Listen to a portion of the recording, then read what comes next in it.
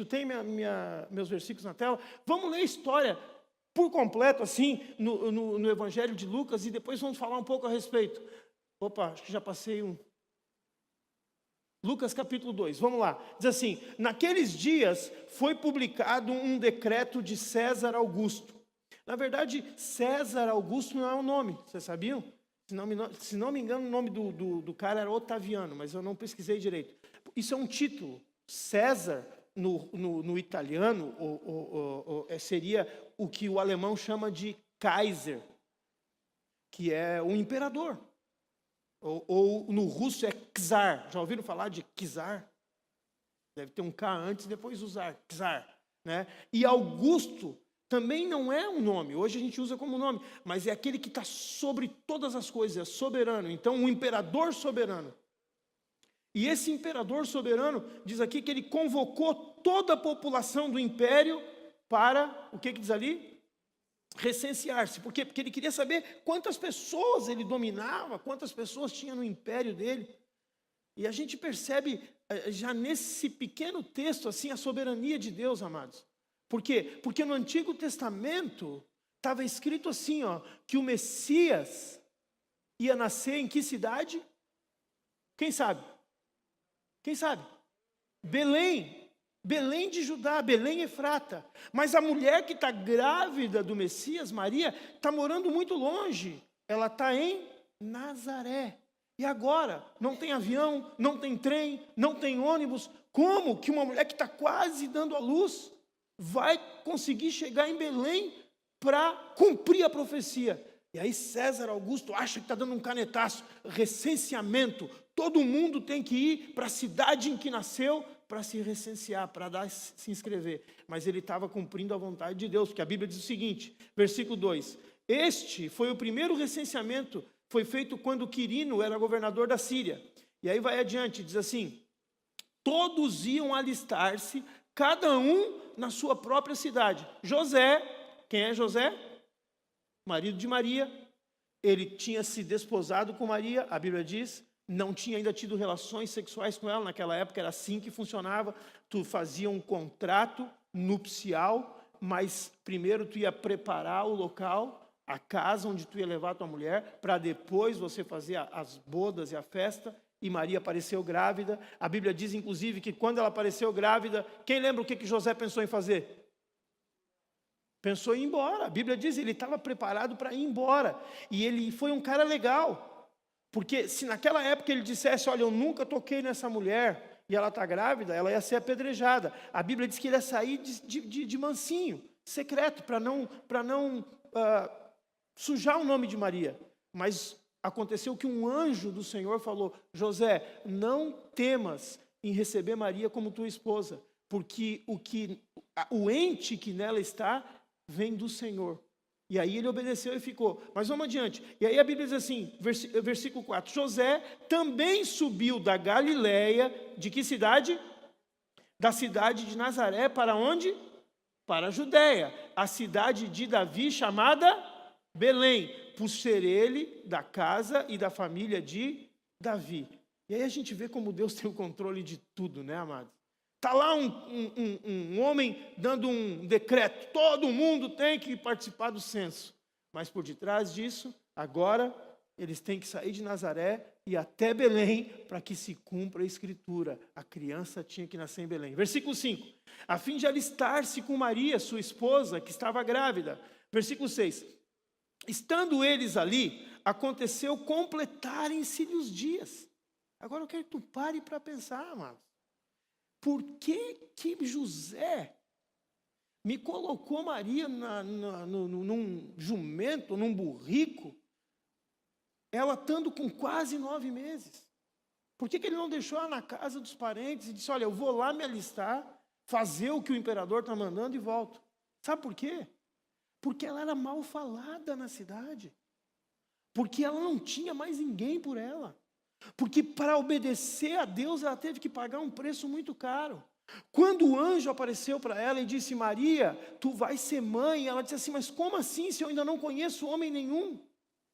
E o anjo disse para ela: o que vai acontecer contigo vai ser obra do Espírito Santo de Deus. E ela não rejeitou, ela não falou: mas o que vão falar de mim? Ela disse assim: que se cumpra em mim as tuas palavras.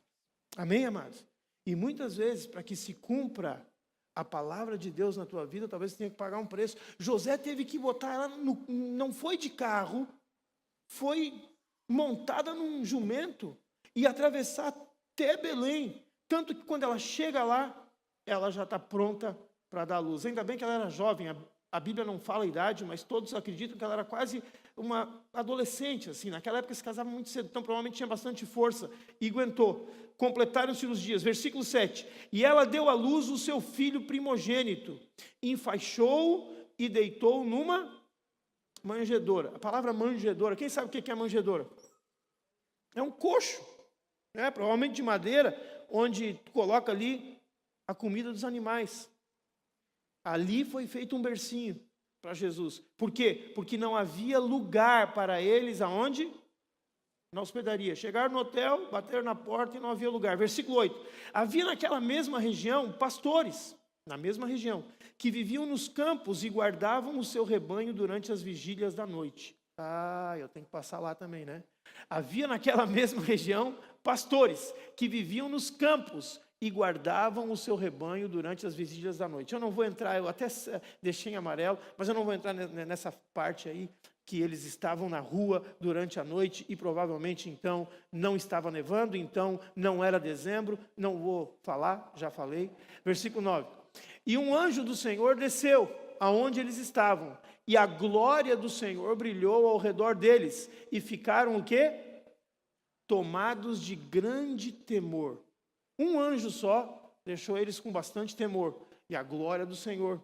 Versículo 10. O anjo, porém, lhes disse: não temais, eis aqui vos trago boa nova, de grande alegria, que o será para quem? Para todo o povo. É que hoje vos nasceu, na cidade de Davi, o Salvador, que é Cristo, o Senhor. Isto vos servirá de sinal: encontrareis uma criança envolta em faixas e deitada numa manjedoura. E subitamente apareceu com um anjo uma multidão da milícia celestial, louvando a Deus e dizendo: glória a Deus nas maiores alturas e paz na terra entre os homens. O que está escrito ali?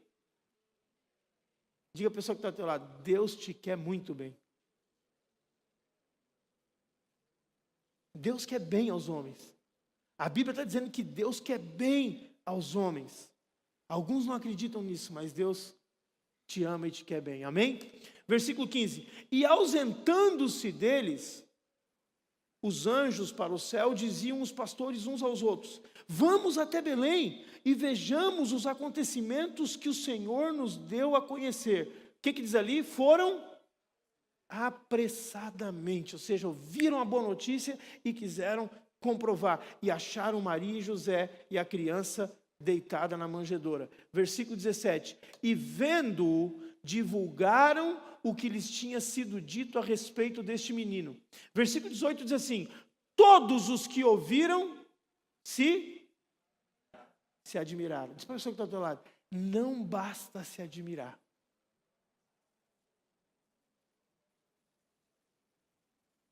Precisa adorar. Diga para ele: precisa adorar. Sabe que hoje, se você sair no mundo inteiro, tem pessoas que se admiram com a história do Natal. Sabia disso? Hoje, se tu sair no mundo inteiro, tu vai encontrar residências e cidades todas iluminadas, com luzes artificiais, mas eles não têm a verdadeira luz, porque eles só estão, diga, admirados. Sabe onde é que se encontra a maior árvore de Natal do planeta nesse momento? Quem sabe? Na cidade de Dubai. Eles nem acreditam em Jesus lá. Virou um comércio. Virou somente um dia de exploração das pessoas. Sabe, no livro de Provérbios, a Bíblia diz assim, que a esperança que se adia... Eu não separei esse versículo, mas eu quero que você abra. Eu não separei, quando eu digo eu não separei, é porque eu não...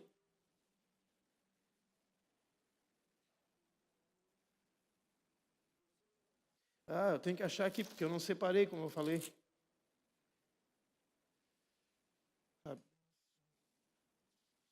E agora?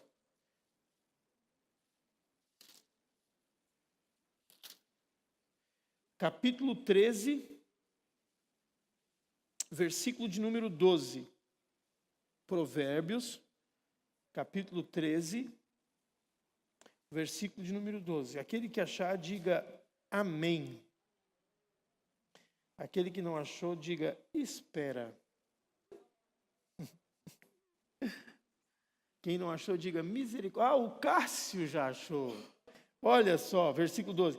A esperança que se adia faz o quê? Adoecer o coração. Vocês têm que achar a mesma linguagem que eu. Almeida, revista atualizada. Mas tudo bem, já valeu o esforço, filho. A esperança que se adia faz adoecer o coração. Mas o desejo cumprido é o quê? Árvore de vida. Pastor, por que o senhor está colocando esse texto aí em meio a uma pregação que fala do Natal? Eu vou te dizer por quê. Porque pesquisas indicam que essa época do ano é a época onde mais suicídios acontecem.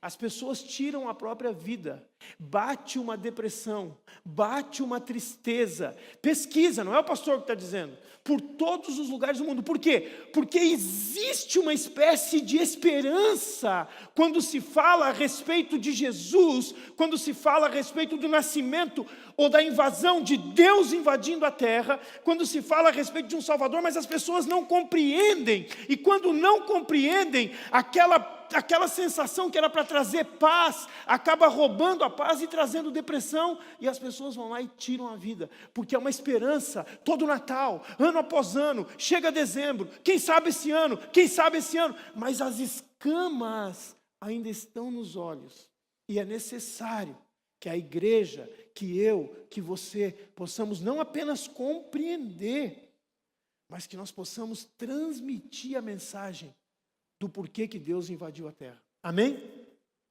A Bíblia diz aqui, versículo 18, todos os que ouviram se admiraram das coisas referidas pelos pastores. Mas Maria, porém, o que diz ali? Guardava todas estas palavras, meditando-as aonde? No coração. Voltaram então os pastores glorificando e louvando a Deus por tudo o que tinham ouvido e visto, como lhes fora anunciado. É necessário que tu ouça as palavras e que tu guarde no coração. É necessário, amado, tu não pode correr o risco de estar numa igreja ouvindo a palavra e ouvindo a palavra e ouvindo a palavra e não compreender no teu coração o nascimento do Messias. Eu estou com 52 anos de idade. Significa que são 52 natais. 52. Vamos tirar os primeiros que tu passa como criança. Tira os 10 primeiros. Tira os 15 primeiros. Um adolescente ainda. E depois? São mais 37 anos. Feliz Natal todo ano. Feliz Natal, Feliz Natal, Feliz Natal. Sem compreender o porquê que Deus veio ao mundo. Nós precisamos compreender. E eu quero te dizer, eu deixei escrito aqui, o palco está montado. Chegou o tempo exato. Como assim o palco está montado? Está tudo preparado, porque Deus, Ele tem todas as coisas sob controle. Diga, Deus tem tudo sob controle. A Bíblia diz o seguinte lá no livro de Gálatas, leia comigo. Vindo, porém, o que está escrito ali? A plenitude do tempo, Deus enviou seu Filho, nascido de mulher, nascido sob a lei, para resgatar os que estavam sob a lei, a fim de que recebêssemos a adoção de filhos. Eu quero que tu preste atenção no início ali, vindo porém a plenitude do tempo. O que significa plenitude do tempo? Quem tem uma Bíblia na linguagem de hoje aí? Tem alguém que tem linguagem de hoje?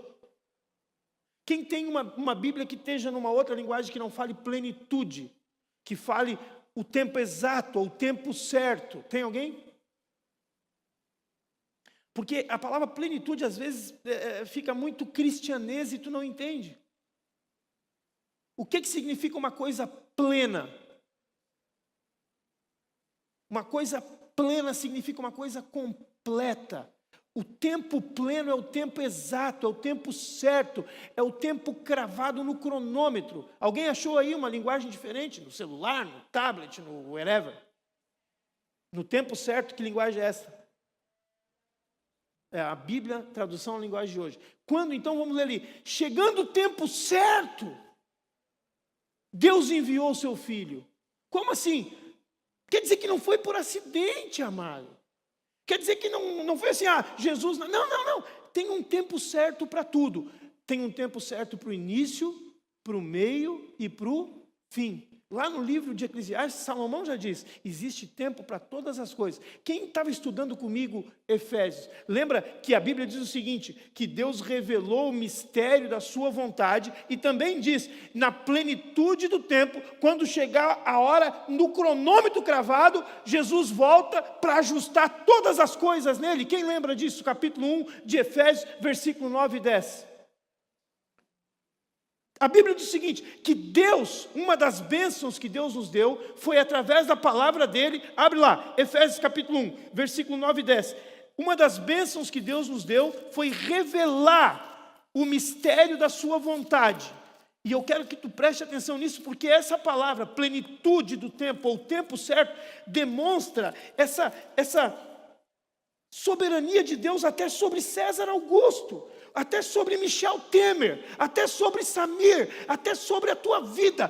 Tudo, Deus tem o controle. Não importa que tu vire um governador, um presidente, tu vai dizer assim, eu vou fazer uma lei. Não, tu só faz a lei se Deus quiser, se Deus permitir. Jesus Cristo estava diante de Pilatos, e Pilatos disse assim para Jesus, tu não me responde? Eu estou te fazendo uma pergunta e tu não me responde, tu sabe quem eu sou? Tu sabe que eu tenho direito de te tirar a vida ou te deixar vivo? Quem lembra o que Jesus respondeu para ele? Tu só tem direito porque o meu Pai, lá do alto, te deu esse direito. Deus nunca perdeu o controle. Está tudo nas mãos de Deus. E aqui no capítulo 1 do livro de Efésios, no versículo 9 e 10, diz o seguinte, que Deus, uma das bênçãos que Deus nos deu, foi revelar para ti e para mim, desvendar para você e para mim o mistério da sua vontade, segundo o beneplácito, segundo a bondade que Ele já tinha proposto em Cristo. E aí no versículo 10 diz o seguinte, de fazer o quê? Convergir nele, na dispensação do quê? Da plenitude dos tempos. Ou seja, Jesus nasceu quando era o tempo certo, Jesus nasceu na hora certa, e agora, quando chegar também na hora certa, Jesus volta, e na plenitude dos tempos, Deus vai fazer com que tudo seja restaurado, tudo venha convergir, versículo 10, de fazer convergir nele, na dispensação da plenitude dos tempos, todas as coisas, tanto as do céu como as da terra. Deus nunca perdeu o controle.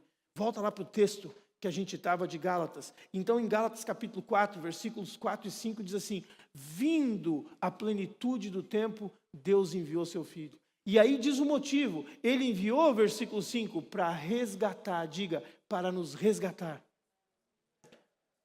Sabe, amados, então o palco está montado, o tempo de Deus está certo, e eu fico pensando, por que ele botou o espetáculo dos anjos lá num outro lugar? Por que o espetáculo da glória da milícia celestial cantando glória a Deus nas alturas, paz na terra sobre os homens, a quem Deus ama? Por que não foi em cima da manjedoura, em cima do local onde Jesus nasceu? Por que foi lá? E por que não foi, então, o anúncio não foi feito para alguém de credibilidade? Por que Deus não mandou os anjos falar com o governador da época? Por que Deus não mandou os anjos falar com o presidente da época? Por que ele escolheu logo pastores? Os pastores eram as pessoas mais desprezadas que existiam. Sabia disso? Pastor sempre foi desprezado. Até hoje é. E muito por culpa dos pastores, sim ou não? Que tem pastor que suja o nome de Deus aí. Estou falando agora dos pastores que pastoreiam o rebanho do Senhor.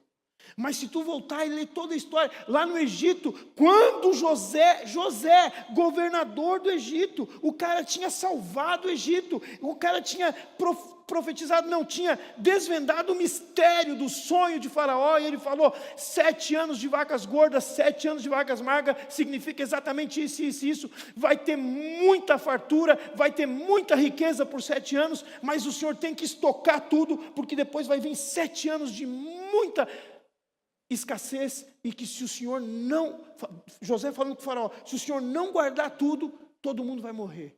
E aí o Faraó colocou José como governador, e José guardou estoques, celeiros de tudo, de trigo, de soja, de mantimentos, e o Egito ficou rico, porque todo mundo vendia de tudo, para poder se alimentar. E aí um dia o Faraó disse assim, pode buscar teu pai, pode buscar teus irmãos, busca toda a tua família. E quando a família de José chegou no Egito, perguntaram para José, o que os teus irmãos fazem? E José disse assim, eles são o quê? Pastores. E aí os egípcios disseram assim, então manda eles lá para aquela cidade longe, lá em Gozém, longe, longe, longe, porque a Bíblia diz assim, porque eles não gostavam, eles tinham nojo, eles tinham repúdio a pastores. E eu te pergunto, por que quando Deus invade, Ele não invade que nem fez ali naquela cena, o Homem de Ferro, todo mundo reunido num coliseu e ele entra, Agora está claro quem é Deus. Fica bem claro quem é Deus. O mundo no cativeiro do pecado. No cativeiro do pecado e da morte, a Bíblia diz. Controlado por forças espirituais do mal. Por demônios, controlado pelo curso desse mundo que está cada vez pior. Não podemos deixar nos levar por esse mundo, porque se tu te deixar levar por esse mundo, meu filho, daqui uns dias, tu não sabe nem se tu é homem ou mulher mais, porque é isso que eles estão dizendo. O mundo cativo pelos demônios, pelo curso desse mundo e pelos desejos ardentes da nossa carne, diz a Bíblia. Completa inimizade com Deus, as pessoas em completa inimizade com Deus e com o povo de Deus. E aí o Deus Todo-Poderoso, o Rei do Universo que a gente cantou aqui, o Deus cuja glória dele enche a terra, o dono da história, legítimo soberano, sobre terra, céu e mar, está preparando uma estratégia para invadir o planeta. No tempo certo, ele está pronto para vir e para derrotar os seus maiores inimigos. Quem são os maiores inimigos de Deus? A Bíblia diz, a morte e o pecado. São os piores e os últimos inimigos dele, a morte e o pecado. Mas para isso ele tinha que triunfar sobre os poderes do mal. Tinha que derrotar Satanás e seus demônios. Esse é o momento da história que eu estou falando. Este é o momento que tu tem que lembrar.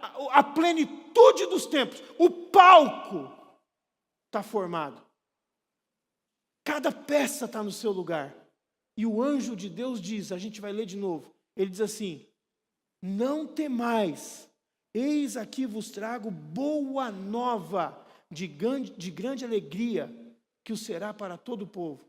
E é nesse ponto que eu imagino que a invasão do Senhor tinha que ser com sinais, com prodígios, com raios, ondas enormes, todo mundo parado, e Deus parava assim no meio. Todo o universo tinha que enxergar Deus, e Deus dizia, é assim que funcionam as coisas, eu amo vocês de verdade, e eu vim para derrotar o mal. Por que ele não fez desse jeito? Eu achei que nesse momento o céu ia ficar o céu mais iluminado do que em qualquer outra ocasião. A terra tremeria com o impacto da aterrissagem de Deus. Ele botando o pé na terra, tudo tremia. Já pensou?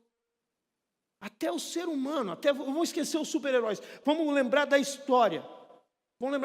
Quando um exército invade um outro lugar, ele invade para marcar território. Eu não sei se tu estava vivo na época da guerra dos Estados Unidos contra o Iraque, quando o exército americano invadiu o Iraque. Quem lembra o que eles fizeram? Estão vendo aí essas imagens? Eles derrubaram uma estátua enorme que tinha de Saddam Hussein. Eles explodiram Bagdá. Não tinha dúvida que o exército americano chegou. Meu amigo, se tu ainda estava pensando em resistir, tu já ia te render. Depois de meia hora de batalha, tu ia dizer, ó, derrubaram a estátua do cara. Saddam Hussein foi encontrado num buraco. Foi levado para ser julgado numa corte marcial. As últimas cenas dele são de dar desprezo, todo barbudo, pedindo praticamente clemência. Porque quando um exército chega, é para arrebentar, é para marcar a presença. Uma das maiores invasões da história do homem, até hoje continua sendo a maior invasão marítima da história, foi em junho de 1944, na Normandia, porque os alemães estavam tomando conta. E aí se fez uma coalizão entre Estados Unidos, Inglaterra, França, e diz a história que quase 5.000 navios chegaram numa praia. Já imaginou? 5.000 navios, 200.000 soldados, uma artilharia muito pesada, cheia de tanques descendo de dentro dos barcos, suprimentos, toneladas de explosivos. E ainda tinha uma artilharia aérea, os aviões passando por cima. Essas são as cenas que tem hoje ainda, tu consegue encontrar. Eu não sei se dá para te ver muito bem. Aqui são só homens dentro de uma espécie de balsa gigante. Os aviões, os navios. Aqui no jornal da época diz assim, Churchill, que era o presidente, o responsável pela Inglaterra na época, anuncia o sucesso. 4.000 navios e mais milhares de barcos menores. Até agora, tudo correndo como planejado. 11.000 aviões. Meu amigo, quando chegou para dizer, não tem mais volta. Já pensou? Até hoje é chamado dia D. E aí eu quero te perguntar, e a invasão de Deus, do poderoso Criador? Eu estou falando de um Criador, amados. Eu não vou falar ainda de como que ele invadiu, porque eu quero que tu leia comigo alguns textos para te saber quem ele é. Diz assim, no capítulo 1 do livro de Hebreus, havendo Deus outrora falado muitas vezes, de muitas maneiras aos pais pelos profetas, nesses últimos dias nos falou por quem? Pelo Filho, a quem constituiu o quê? Herdeiro de todas as coisas, pelo qual, ou seja, pelo Filho, ele fez também o universo. Versículo 3, ele quem? O Filho, é o resplendor da glória, é a expressão exata do seu ser. O Filho sustenta todas as coisas pela palavra do seu poder. Depois de ter feito a purificação dos nossos pecados, ele agora está sentado à direita da majestade nas alturas, tendo se tornado tão superior aos anjos, quanto herdou um nome mais excelente do que eles. A Bíblia está dizendo que Jesus ele sustenta todas as coisas pela palavra do seu poder. Os estudiosos dizem que não existe explicação para o mundo não explodir, porque o mundo é criado de átomos. Diga comigo, átomos. E sabe do que é feita uma bomba atômica? De átomos. E uma bomba atômica, na reação certa, ela pode acabar com um país ou com um planeta. E até hoje não se entende por que esses átomos, eles não explodiram. Mas a palavra de Deus, a gente leu, diz ali que Ele controla e sustenta tudo pela palavra do seu poder. Sustentando todas as coisas pela palavra do seu poder. Lê comigo Isaías, eu quero ir rápido porque eu preciso terminar. Versículo 11. Como um pastor apacentará o seu rebanho, entre os seus braços recolherá os cordeirinhos e os levará no seio. As que amamentam, ele guiará como? Mansamente. Agora lê comigo o versículo 12, falando desse Deus. Quem na concha de sua mão mediu o quê? As águas. Deus, para medir o oceano, ele está querendo transmitir o tamanho desse Deus. Ele mediu as águas na concha da sua mão. E o que mais diz ali? E tomou a medida do céu como? Pegou uma trena? Como é que ele fez? Ele foi assim, ó. O céu. Vamos ver. 1 palmo. 2. Isso é uma linguagem para que a gente possa compreender o tamanho do Deus de quem nós estamos falando. Quem recolheu na terça parte de um efá o pó, O efá é uma medida. Todo o pó da terra ele recolheu numa medida. E pesou os montes em romana. O que é romana, pastor? Essa linguagem também é meio antiga, né? Versículo 13. Quem guiou o Espírito do Senhor, ou como seu conselheiro o ensinou? Quem que disse assim para Deus, não, tu não deve invadir a terra desse jeito, como uma criança numa manjedoura. Está errado o teu plano. Tu tem que invadir que nem o Homem de Ferro. Tu tem que invadir que nem a Mulher Maravilha. Tu tem que invadir que nem os exércitos do mundo. Versículo 14. Com quem tomou ele conselho para que lhe desse compreensão? Quem o instruiu na vereda do juízo, lhe ensinou sabedoria, lhe mostrou o caminho do entendimento? Versículo 15, olha o que ele diz a respeito dessas nações poderosas. Eis que as nações são consideradas por ele como um pingo que cai de um balde. Estou falando de Deus, e Deus não está falando de mim, e não está falando de ti. Ele está falando de uma nação como o Brasil, onde nós todos estamos dentro, e ele diz, a nação brasileira, para Deus, comparado com a grandeza de Deus, é como o quê? Um pingo que caiu de um balde. E como um grão de pó na balança. Tenta botar um grão de pó na balança e ver se vai mexer alguma coisa. Nem mexe. Não faz diferença. As ilhas são como pó fino que se levanta. Nem todo o Líbano basta para queimar, nem os seus animais para um holocausto. O que quer dizer? Tu pode derrubar a floresta inteira do Líbano para fazer, e dizer assim, eu vou agora fazer uma fogueira, e vou pegar todos os animais que existem no país chamado Líbano, e vou fazer um sacrifício para Deus, e Deus vai ficar feliz, vai se agradar. Nem todo o Líbano basta. Versículo 17. Todas as nações são perante ele como coisa que não é nada. Ele as considera menos do que nada, como um vácuo. Com quem vocês vão comparar a Deus? Ou que coisa semelhante tu iria confrontar para comparar com ele?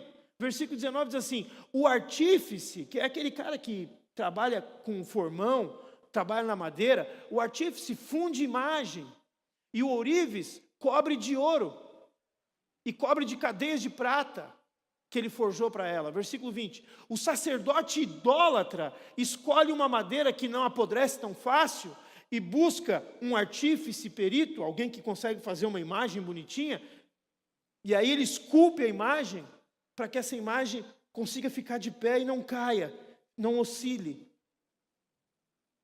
Versículo 21. Acaso não sabeis? Porventura não ouvis? Não vos tem sido anunciado desde o princípio, ou não atentaste para os fundamentos da terra? Ele é o que está sentado sobre a redondeza da terra, cujos moradores são como o quê? Gafanhotos. É ele quem estende os céus como se fosse uma cortina, e os desenrola como se fosse uma tenda, para neles habitar. É ele quem reduz a nada os príncipes e torna em nulidade os juízes da terra.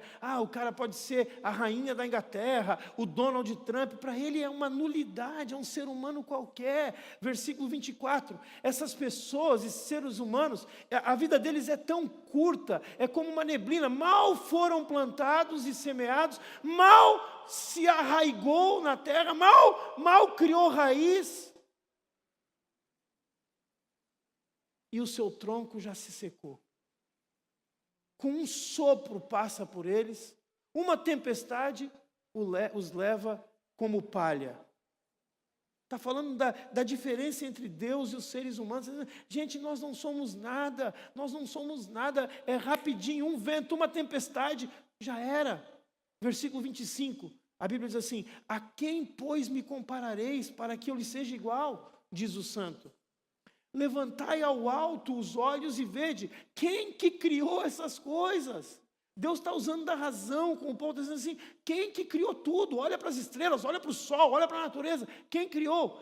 Aquele que faz sair o seu exército de estrelas, todas elas bem contadas, as quais ele chama pelo nome, Até hoje os astrônomos, ou os astrólogos, eu não sei como é que é o nome, acho que é astrônomos, eles não conseguiram contar quantas estrelas existem nas galáxias, quanto mais colocar um nome para cada uma.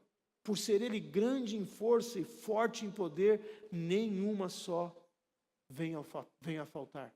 Eu estou falando desse Deus contigo, esse Deus que veio como criança. Romanos capítulo 11 diz assim: ó profundidade da riqueza, tanto da sabedoria como do conhecimento de Deus, quão insondáveis são os seus juízos, quão inescrutáveis os seus caminhos. Quem, pois, conheceu a mente do Senhor? Ou quem foi o seu conselheiro? Versículo 35. Quem primeiro deu para Deus para que venha a ser restituído? Porque dele, e por meio dele, e para ele são o quê? Tudo é dele, tudo foi feito por meio dele, e é tudo para ele, todas as coisas. A ele, pois, a glória eternamente. Amém. Amados, aquele cuja Bíblia diz que é tudo dele, aquele cuja Bíblia diz que um só anjo dele pode destruir o maior exército do mundo, e tu pode ler na Bíblia, tinha um exército para atacar uma cidade, Deus mandou um anjo só. Uma palavra dele destrói o que ele quiser. Ele é dono dos átomos, ele tem todas as bombas atômicas, e aí ele resolve invadir a terra.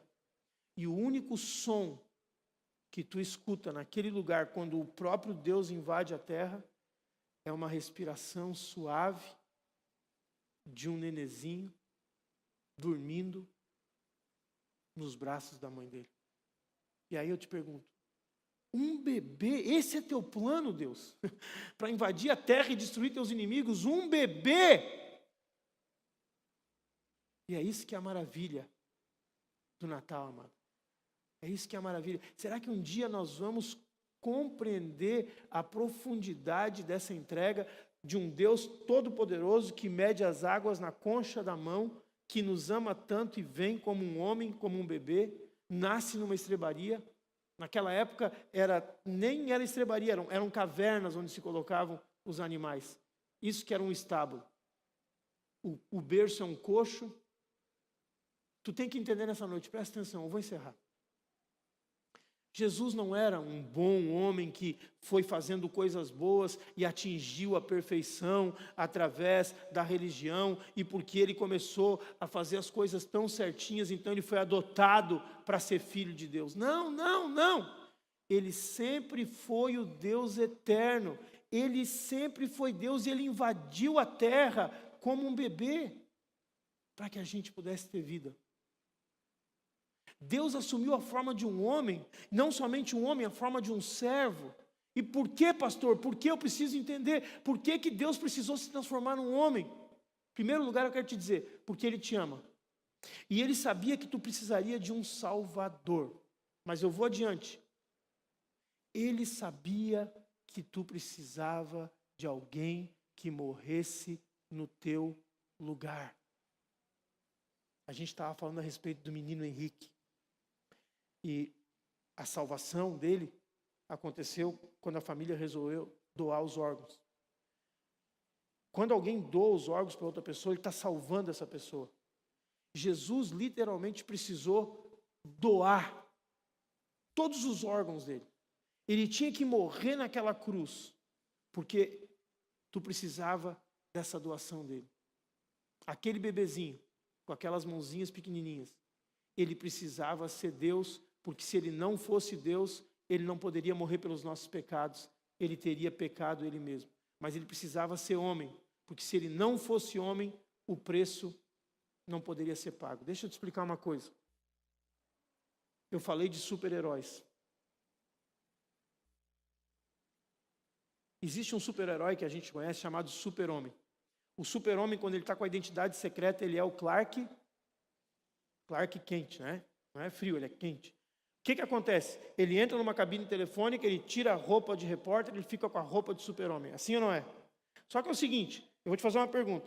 Se o Clark Kent, eu sei que ele não existe, mas vamos fazer de conta que existe. Se ele estiver caminhando numa rua de Clark Kent, com os óculos, com a roupa de repórter, e ele leva um tiro, o que acontece com ele? O que acontece com ele? Nada, porque ele é blindado, ele só está usando um disfarce. Não é assim com Jesus, e é isso que é importante entender. Ele é 100% Deus, mas quando foi colocado aquele prego nele na cruz, ele não tinha o corpo blindado. Esse é o mistério do Natal, é o mistério da encarnação, é o mistério de Deus se transformar em um homem de carne. Ele não era um super-homem, ele não morreu naquela cruz dizendo, pode pregar porque eu não sinto nada. Não, aquele prego, ou aqueles pregos e aquela surra que ele tomou, tinham que fazer a diferença, tinham que fazer ele sentir dor. Não era uma fantasia, porque senão ele não teria pago o pecado que pagou por nós. Então anota aí 3 pontos rapidinhos e eu prometo para vocês, o louvor já está aqui. Primeira coisa, nós precisamos de um Salvador que, o que está escrito? Se identifique conosco. João capítulo 2, e não precisava de que alguém lhe desse testemunho a respeito do homem, porque ele mesmo sabia o que era o quê? A natureza humana. Ele mesmo sabia. Ele não precisa, ele se identifica, ele é um ser humano, ele sabe exatamente as tuas fraquezas, ele sabe como é difícil algumas coisas. Em Hebreus diz assim, lê comigo, porque não temos um sumo sacerdote que não possa compadecer-se das nossas fraquezas. Antes foi ele o quê? Tentado em todas as coisas, assim como nós, diga, a nossa semelhança, mas sem pecado. Por isso que tu pode se achegar confiadamente junto ao trono da graça, a fim de recebermos misericórdia e acharmos graça para socorro em ocasião oportuna. Por que eu posso me achegar? Porque Deus entende o que é estar nessa carne aqui. Deus entende o que é sentir medo, o que é sentir angústia, o que é sentir fome, o que é sentir rejeição. Deus entende, Ele se identificou. Então precisamos de um Salvador que se identifique. Leia o número 2. Precisamos de um Salvador que pode quebrar o poder do pecado e que absorva o ferrão da morte. Lê comigo aí 1 Coríntios capítulo 15. Onde está, ó morte, a tua vitória? Onde está, ó morte, o teu aguilhão? O aguilhão da morte é o pecado. E a força do pecado é a lei. Mas graças a Deus que nos dá Jesus. Amém? Graças a Deus que nos dá a vitória por intermédio de nosso Senhor Jesus Cristo. Portanto, meus amados irmãos, sede firmes e inabaláveis e sempre abundantes na obra do Senhor, sabendo que no Senhor o vosso trabalho não é vão. Então aqui está escrito, amados, nesse capítulo 15, que o nosso Salvador acabou com o poder da morte, acabou com o ferrão da morte, acabou com o aguilhão da morte. E por último, precisamos de um Salvador que garanta o quê? E eu queria encerrar com isso, a vitória final. Deixa eu te falar. Na primeira vez, ele veio em silêncio. Só o que tu ouviu foi um bebê no colo de Maria. Mas tem uma segunda vinda, amados. E a segunda vinda vai ter uma outra invasão. Vai dar de 10-0 no Homem de Ferro. Vai dar de 10-0 no Homem-Aranha. O bicho vai pegar. Todo o universo vai ver. Eu quero ler contigo só um texto, porque eu separei vários, mas eu quero ler esse aqui com vocês. Então sairá o Senhor e pelejará contra essas nações como pelejou no dia da batalha. Lê comigo o versículo 4. Naquele dia estarão os seus pés sobre onde? O monte das oliveiras que está defronte de Jerusalém, para o oriente. O monte das oliveiras será o quê? Fendido pelo meio. Vai abrir o monte. Os pés de Jesus, Jesus chegando, aterrissando. Mas eu estou imaginando agora. Tá! E aí o monte das oliveiras indo, abrindo aqui. O que diz ali? Será fendido pelo meio para o oriente e para o ocidente. Vai ser tão grande a abertura que vai ter um vale muito grande. Metade do monte se apartará para o norte e a outra metade para o sul. Então virá o Senhor, meu Deus, e todos os... Preste atenção, eu quero que tu entenda isso. Quem são os santos? eu e você, nós vamos estar ali junto com Ele. Se nós não formos arrebatados, se a gente já foi levado antes, nós somos os santos, aqueles que já morreram em Cristo, vão voltar com Ele para esse espetáculo, quando Ele vai tomar posse da terra. Não vai ser mais como um cordeiro, vai ser como um leão. Pisou ali e eu vou estar lá, tu vai estar lá. Eu não sei como é que vai ser minha armadura, mas eu viajo na maionese. Eu vou estar de camarote assistindo isso. Se a Bíblia diz assim, será um dia, diga, singular, conhecido do Senhor. Não será nem dia nem noite, mas haverá luz à tarde. Que loucura, versículo 8, naquele dia também sucederá que correrão de Jerusalém águas vivas, metade delas para o mar oriental, a outra metade até o mar ocidental. No verão e no inverno vai acontecer isso. O Senhor será rei sobre toda a terra. Naquele dia um só será o Senhor e um só será o seu nome. Em Apocalipse 19 diz assim, vi o céu aberto e eis um cavalo branco, o seu cavaleiro se chama o quê? Fiel e verdadeiro, julga e peleja com justiça, os seus olhos são chama de fogo, na sua cabeça há muitos diademas, tem um nome escrito que ninguém conhece, senão ele mesmo, ele está vestido com um manto tinto de sangue, o seu nome se chama o quê? Quem é ele? Jesus Cristo. Versículo 14, seguiam-no os exércitos que há no céu, montando cavalos brancos, com vestiduras de linho finíssimo, branco e puro. Presta atenção, meu irmão. Talvez você diga assim, pastor, tu acredita em fantasia, né? Não, isso aqui é mais real do que tu possa imaginar, meu irmão. Jesus já veio uma vez, já tinha profecia que a virgem ia conceber, e aconteceu, e agora tem essa profecia de que ele vem montado num cavalo, e que nós vamos também, a Bíblia diz que tu vai estar com vestiduras de linho branco, porque representa que tu foi perdoado dos teus pecados, e tu vai estar montado num cavalo branco. Pastor, eu não sei nem montar. Ele vai te ensinar a montar, porque eu também não sei montar, meu amigo. Eu só sei que já tem um cavalo lá com o meu nome, e eu vou chamar ele de Silver. Hi-oh, Silver! Vem aqui, bichinho, vem aqui, vestidura de linho, finíssimo, branco e puro. Versículo 15, sai da boca do meu Deus uma espada afiada, para com ela ferir as nações, e ele mesmo as regerá com cetro de ferro, e pessoalmente ele vai julgar, vai pisar o lagar do vinho, do furor da ira de Deus Todo-Poderoso. Isso significa que o vinho significa o sangue daqueles que não se dobraram diante de Deus, aqueles que fecharam os punhos contra Deus. Versículo 16, tem no seu manto e na sua coxa um nome que está escrito o seguinte, o que está escrito? Rei dos reis e Senhor dos senhores. E eu encerro com esse texto, o sétimo anjo tocou a trombeta e houve no céu grandes vozes dizendo, o reino do mundo, diga, o reino, não são os reinos, não vai ter mais. Quando Jesus voltar, o mundo já vai estar unificado. Preste atenção no que eu vou estar te falando. Na vinda de Jesus, vai ter só um reino, assim como já teve o Império Romano, o Império Babilônico. A Bíblia diz que vai ter um reino só. O anticristo, ele vai vir também. Ele não cria, ele só copia. A Bíblia diz no capítulo 6 do livro de Apocalipse que ele também vai tentar vir montado num cavalo branco.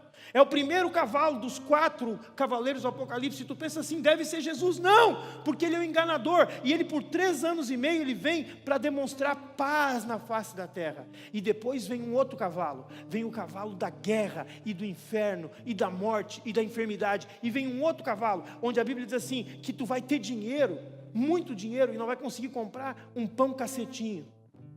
E aí começa os selos se abrindo, e aí quando tu pensa assim, graças a Deus, chegou, agora é o último selo, o 7º selo, acabou o julgamento. Não, tu já recebeu um presente de Natal, onde as pessoas colocam aquele embrulho de Natal assim, e aí tu abre, e aí quando tu abre assim, tem outro embrulho lá dentro? Quem já recebeu isso? De brincadeira, tem outro embrulho? E aí tu pega e tira aquele embrulho, daí tu abre, tem outro embrulho. Se tu estiver lendo o livro de Apocalipse, lembra desse exemplo que eu estou te dando, porque quando tu chega no 7º selo e tu pensa assim, agora acabou, Deus já julgou, então 1/3 da água doce já foi levada, 1/3 da água salgada e dos peixes já foi levado, não tem nem peixe para comer mais, e aí abre o 7º selo, é um outro embrulho, tem 7 trombetas. E aí começa cada anjo a tocar uma trombeta. Vai uma trombeta, mais a metade da luz do sol se vai. Vai outra trombeta, mais as estrelas se vão. E aí chega na 7ª trombeta e tu pensa, bom, agora acabou. Não, tem um outro embrulho. São as 7 taças, os 7 flagelos da ira de Deus. E a Bíblia diz que nesse momento vai ter só um governante sobre a face da terra, e vai ter só um reino, e todas as pessoas vão receber uma marca, e vão estar adorando essa besta. Mas a Bíblia diz assim, lê comigo: o 7º anjo tocou a trombeta, e houve no céu grandes vozes dizendo: o reino do mundo se tornou de nosso Senhor e do seu Cristo, e Ele reinará pelos séculos dos séculos. Eu quero te dizer, fica de pé, se tu celebra o Natal, se tu acredita que Ele invadiu a terra, se tu pensa assim, por que Ele invadiu a terra de forma tão humilde? Por que Ele invadiu a terra de forma tão silenciosa? O universo inteiro deveria ver. Deixa eu te dizer, se fosse desta maneira, amados, as pessoas iriam se submeter a Deus por medo, iriam se submeter a Deus por temor, mas nenhum iria se submeter a Deus por amor, por compreender o quanto Ele nos ama. Então Ele veio como uma criança, Ele cresceu, Ele obedeceu o Pai em tudo, Ele nunca pecou, e por Ele nunca ter pecado, Ele pôde se oferecer para ser o doador no teu lugar. Ele se identificou tanto contigo, Ele se identificou tanto com a raça humana, que Ele tomou o nosso lugar naquela cruz. Mas eu quero te dizer, se tu está esperando um espetáculo, se tu pensa assim, Deus deveria vir para arrebentar a boca do balão, Ele vem, e Ele está te convidando. Presta atenção, Ele está te convidando. Eu quero que tu faça parte do meu exército. Amém? Eu quero que tu lave as vestes. Eu quero que tu lave as tuas vestes. As vestiduras brancas, diz o livro de Apocalipse, as vestes de linho são aqueles que lavaram os seus pecados com o sangue puro do Cordeiro. Se tu quiser fazer parte do exército de Deus, não tem outra solução, não tem outra maneira, não tem outra saída. Tu tem que lavar hoje as tuas vestes. Presta atenção, para de celebrar o Natal e de dizer Feliz Natal, se tu ainda não tem a Jesus, não somente como teu Salvador. Chega, diga para Ele, eu quero que tu seja o meu Senhor. Porque presta atenção, para que você possa fazer parte de um exército, tu tem que ter um comandante. Quando o comandante diz sentido, é sentido. Ele não pode, tu não pode dizer assim, eu quero servir a Jesus, mas eu vou lá agora no final do ano encher minha cara porque eu estou salvo pela graça. Não te engana. Preste atenção. Não caia mais nesse engano. Tu tem que entregar a vida para Jesus, para que Ele seja o teu Salvador, sim. Mas tu também tem que dizer, a partir de agora, tu és o meu Senhor. Amém? A partir de agora tu és o meu Senhor. Vamos fazer simbolicamente, eu quero que tu faça isso aqui, faça continência. Aleluia. Nunca foi feito continência na igreja. Faça continência, diga, Senhor Jesus, nessa noite, eu quero te dizer, não apenas seja o meu Salvador, mas o meu Senhor, o meu comandante, o meu imperador, maior do que César Augusto, o Rei dos Reis, o Senhor dos Senhores. Diga, Senhor Jesus, eu quero me alistar no teu exército, e eu quero vir contigo, em nome de Jesus. Diga, eu abro o meu coração, e eu digo, Senhor Jesus, faz aqui dentro a tua vontade completa, 100%. Seja o meu Senhor e o meu Salvador. Erga as tuas duas mãos para o alto agora. Diga, Senhor Jesus, eu aguardo a tua próxima vinda, onde todos os olhos verão, onde toda língua vai ter que confessar que Jesus Cristo é o Senhor para a glória de Deus Pai. Amém.